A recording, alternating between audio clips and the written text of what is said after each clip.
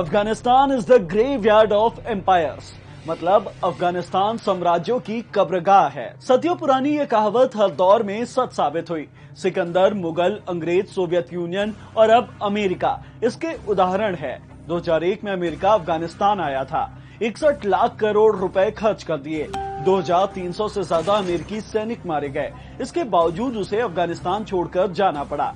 America को 20 साल तक छकाने और देश छोड़ने पर मजबूर करने वाले संगठन का नाम है तालिबान।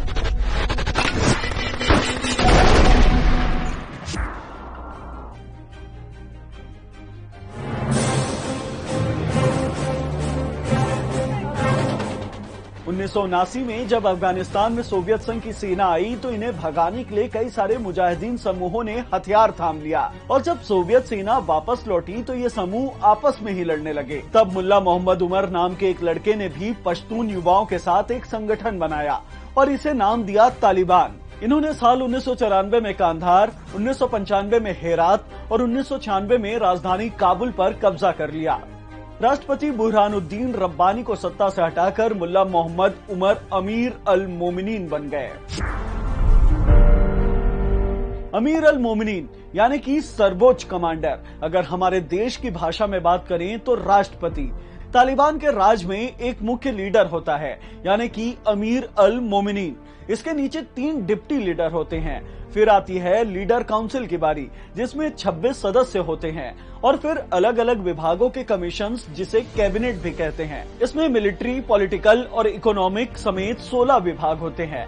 सबसे नीचे आते हैं गवर्नर और कमांडर जो राज्यों में तैनात होते हैं। इसके अलावा तालिबान का एक चीफ जज भी होता है। 1996 से 2001 तक अफगानिस्तान में तालिबान का शासन था। उस दौरान की क्रूरता के किस्सों से तालिबान की सोच का पता चलता है। तालिबान ने पूरे देश में शरिया कानून लागू कर दिया। लड़कियों के स्कूल जाने और महिलाओं के काम करने पर रोक लगा दी। पुरुषों के लिए नमाज पढ़ना और लंबी दाढ़ी रखना अनिवार्य कर दिया गया। आदेश न मानने वालों को सजा देना एक पब्लिक इवेंट बना दिया गया। हत्या के जुर्म में फांसी और चोरी करने वालों के अंग काट दिए जाते थे। अफगानिस्तान में दुनिया भर के आतंकवादियों को पनाह दी जाने लगी। तालिबान की मुख्य कमाई का स्रोत है अफीम। दुनिया की 80% अफीम का उत्पादन यहीं होता है। अफीम कारोबारियों से तालिबान सालाना 700 से 2800 करोड़ रुपए तक का टैक्स वसूलता है। लूट, अवैध खनन में हिस्सा, बॉर्डर टैक्स जैसी चीजों से सालाना कमाई 3500 करोड़ रुपए तक पहुंच जाती है। 2001 में वर्ल्ड ट्रेड सेंटर में अटैक हुआ। अमेरिका ने ओसामा बिन लादेन की खोज में अफगानिस्तान में हमला कर दिया।